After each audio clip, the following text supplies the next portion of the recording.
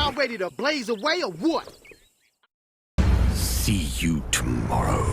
See you tomorrow. Hi, my name is Trey. I have a basketball game tomorrow. Welcome back to the channel, everyone. This is going to be an in-depth analysis of the Netflix series Tekken Bloodline. I did episode 1 already. If you haven't seen that, go watch it. But now we're on to episode 2. At the beginning of each episode, it says, "Who eyes appears at you from the darkness." This time we have Ogre with a green highlight around him, and it's Jun Kazama's voice, and the eyes of Ogre as well. This one is the only time where the person standing here and the eyes in the background are the same. This part here is really cool. So he's getting fitted and he says he wants flames added to the pants leg. And in the scene before, we see that he wants that because of the fire. The fire on his pants leg symbolizes his house being burned, symbolizes everything being taken from him. Adding this little detail just makes the character that much cooler because it shows how important it is to him. So they go in to speak with Heihachi about the flame being added to his design. The young man has requested a flame design on his new trainers. Slightly arrogant, sir. It will make him a target. And I like how Heihachi says, He's already a target. He is Mishima. And when he fights them, what is or isn't on his uniform will be the least of their concerns. The people he's fighting with don't care about what's on his leg, on his outfit. They all have their own reason for showing up to the tournament, and what Jin is wearing doesn't matter in the slightest. And that kinda is the same thing in the actual game itself. People can customize and dress up their characters in any way that they want, but at the end of the day, you have to ignore all that and pay attention to the battle, to the fight. Is that Mount Fuji? I think that is Mount Fuji in the background. Just considering how tall it is amongst all of these buildings suggests that that is actually Mount Fuji. Yeah, that's definitely Mount Fuji. So this part here is kind of funny. Heihachi waves to Jin to get in the ring, and as soon as he grabs it, as soon as he touches the ring, Heihachi swoops in behind him and punches him in the ring. And then he tells him, as soon as you step foot in the ring, you turn your back on no one. Not your friend, not your enemy, not your ally, not even him. And this is kind of funny because he didn't even step into the ring yet. I feel like Heihachi just wanted to do this just because.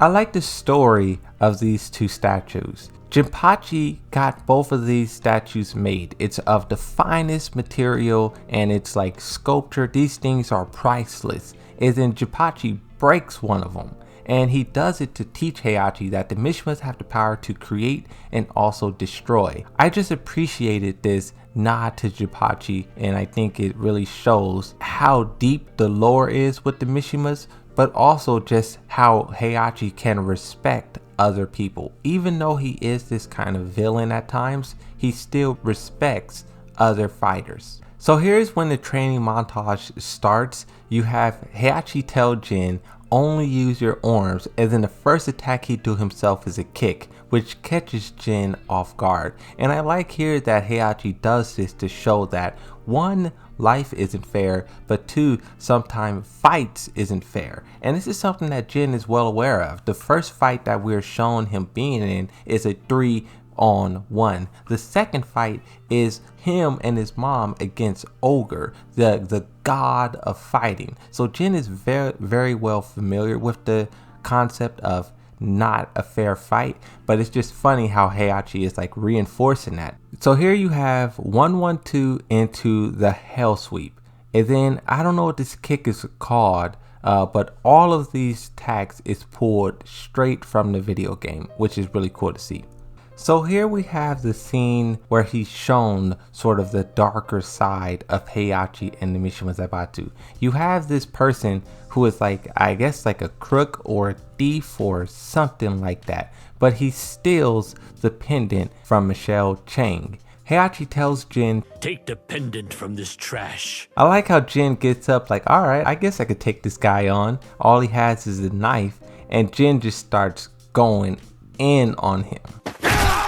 Heihachi stands up and says, finish him. I was expecting to see Jin do like a fatality or something, rip his arm off, but Jin does a string on him. There was many times throughout the story where I felt like Heihachi was being just so disrespectful. He says, "Hesitation is a weakness, and most likely what killed your mother." That is just so disrespectful. Oh my god, this guy Heihachi is just ruthless. So here Heihachi finally has the pendant in his possession. This is Michelle Chang's pendant, and it's sort of hinted at that she may have died in the process of getting this taken from her, and now they are studying this. They're sort of using this pendant to try and understand Ogre, and I believe this is how they're able to create that prison that they're going to use to trap him, so they can study him. So you can kind of see the steps that Heihachi is taking to prepare for Ogre. 1, get the pendant, study it, learn everything you can. 2, teach Jin so Jin can lure him out, possibly defeat him, but if not, weaken him so Heihachi can step in. That's what I think the plan was. She says, "Do you believe the legend that it can detect spirits?" Heihachi says, "That is what I pay scientists for." I love his responses. Just the responses from each character, not only Heihachi, feels so real. There's so many stories or so many series where you get this corny, cheesy dialogue. So to have these characters making these witty comebacks and these witty dialogues, it's really refreshing to see. So this is what I wanted to talk about. So at the top, fighters, missing persons. You have Baek-do-san up front and center. Now the thing about Baek-do-san is he's not dead, he's not killed, but he's put into a coma. I don't know why it says missing persons when he would obviously be in the hospital right now. Wang Jiren, I don't know the full story behind him, but he did have a encounter with Ogre as well. The original king was slain by Ogre. He's actually the only confirmed kill of Ogre. To our understanding, no one else is actually slain. Baek-do-san is put in a coma. Wang, he obviously survives because he's in newer games. Lei survives too because he's in later games. But also the inclusion of Lei was a really cool addition because all of these characters here have no connection to the Mishima Zaibatsu. So adding Lee kind of makes the Ogre situation personal. On the left it says archives, fighters, active fighters, and missing persons. You have tournament stage, relic, costumes, and weapons. It says King first, and one thing that I want to point out too, King first, his mask is a lot different from the second King's mask. It looks more, I want to say kind of like cartoonish. It doesn't have the fur at the bottom.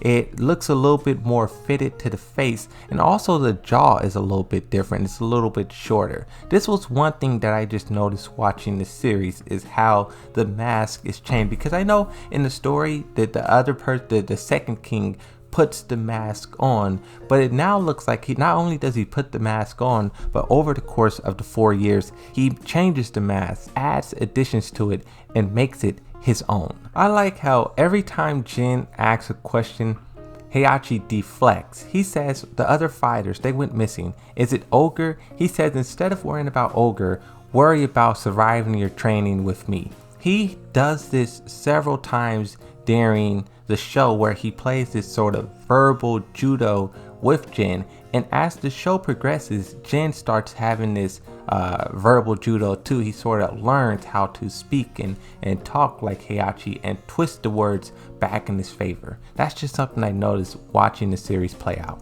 Here we have the training montage of Jin getting a little bit better, honing his skills. No looking back now. So you have this montage of him punching these bags, getting knocked down, punching sandbags, going to school. Here he is going to school. And one thing about the Mishima Zaibatsu school, it's the Mishima Zaibatsu Polytechnical High School. But we can see that he is training every single day, and he shows up to the school like this, scars, bruises, and all.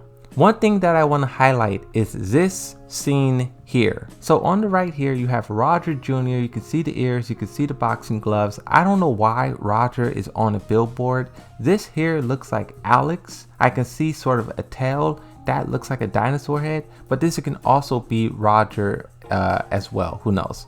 But on the left side, this is Mokujin hanging from the building. And I was having a chat with the live stream and I was wondering, is this the dojo where Mokujin is held? When Mokujin isn't activated, he's a training dummy, a literal punching bag training dummy. And I wonder if the dojo he's held in sort of uses him as a mascot, and that's why he's hanging on the side of the building here. I would have also liked to see Mokujin sort of walking around and wandering throughout the world, because when Ogre first breaks free, when Heihachi first releases him, Mokujin senses his danger and becomes active, becomes alive, and starts wandering around.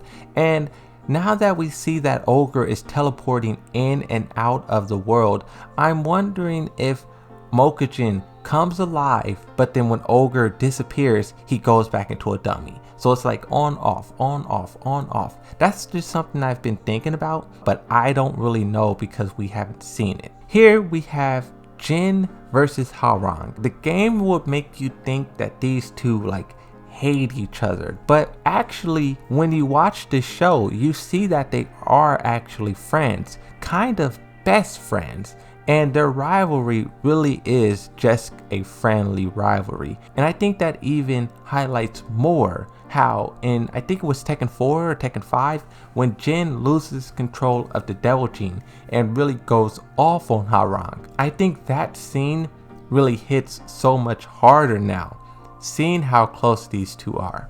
That's one thing that I appreciate about the show, is expanding on the connection between these two. Now this is the moment. It's a 4-year time skip, and Jin has pretty much completed his training, and what I like here is how he cannot leave the ring without barging through Heihachi first. That is like his final challenge before he could get that flame on his pants leg. And I don't know why Jin thought it was a good idea to just walk past Heihachi and expect him not to hit him. I have no idea why he did that. You would assume that after 4 years of hanging out with this guy, he was gonna hit you the moment he could. See you tomorrow. See you tomorrow. Hi, my name is Troy. I have a basketball game tomorrow. You have Jin walking under the bridge once more, but now you have Xiao Yu with him. And this kind of shows that Xiao Yu cares about him. She sees how he shows up every single day with all these bruises, and she's like, man, this guy goes through a lot. One thing that was confusing about this, I was talking with the live stream, so you have them two walking. She looks very, very like worried. She stops walking, she kind of gets angry. Before he even says anything, she attacked. Now I kind of didn't understand why this was happening. One, I think for a comedic effect, but two, now looking at it, analyzing it, I think maybe Jin is just ignoring her. Walking this whole way, he's probably ignoring her, and she kind of, I don't know, just gets fed up with it and it's just like pop. But I like here how they show the connection between these two. The series does a way better job of connecting Hwoarang and Jin and Xiao Yu. Building these relationships is very crucial, and I think the games have to start doing this better too, because that's the thing, this was a 20-minute 6 episode. The Tekken games can take a split second to show this kind of stuff too, the interactions between characters, because it goes a long way. Xiao Yu's not walking with him this time. So at the end of the training montage, he gets the fire added to his pants leg. As he gets the flame on his leg, they also show the tattoo on his arm for the first time. And this tattoo in the game is connected to the Devil Gene, but the way that they frame it here or work it here is that this is just like a initiation tattoo, like a gang tattoo, like you're one of us, Mishima gang, throw up your fingers, west side. It kind of takes away that importance to the Devil Gene, and it really makes it more so about the Mishima Zaibatsu. So I don't really see that many people talking about it, but this is just something that we were discussing on the live stream. I really like how the Tekken Bloodline series uses the electricity. It uses this very sparingly, and it really adds a emphasis to the attacks once he does start using it. This attack here, which is like his signature attack, where he summons the lightning in his right hand and he kind of charges it, and it goes through to his middle of his body to the left arm, and he lets out this devastating uppercut. Boom! Big lightning, big blast. You must create a pathway from your fingertips, up your arm to your shoulder, then down into your stomach. From the stomach, you direct it up again and out the other arm.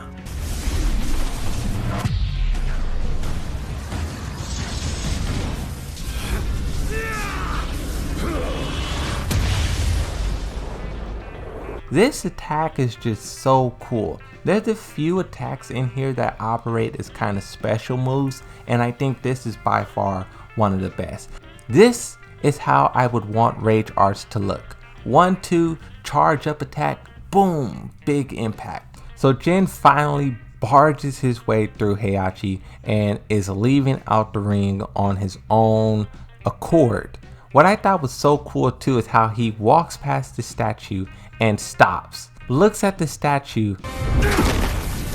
You can see here how like he's more confident, like he's not this sort of like little kid like, oh, can I do this, or oh, like he's like, boom, I'm gonna knock this over, and what you go do about it? I'm Jin Kazama. So in the final scene of this episode, we have the pendant laying on the ground with a light shining down above it, and this sort of hints at the fact that Heihachi is learning more about it. He's starting to understand it. We see in episode 6, I believe, when he's summoning Ogre, he does this exact same thing. He lays it in the middle of the arena to sort of call out to him, to sort of see where Ogre is coming from, to feel it.